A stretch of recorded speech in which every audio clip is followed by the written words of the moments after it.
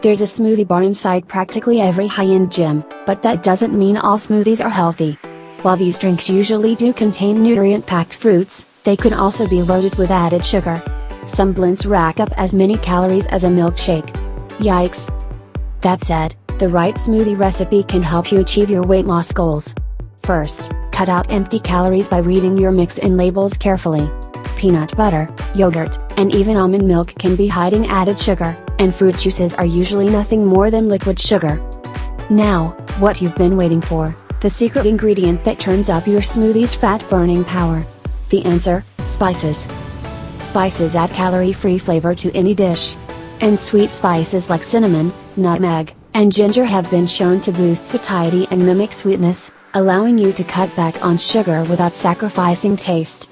In addition to their weight loss benefits, people who eat diets rich in spices have better heart health, blood sugar regulation, and brain function.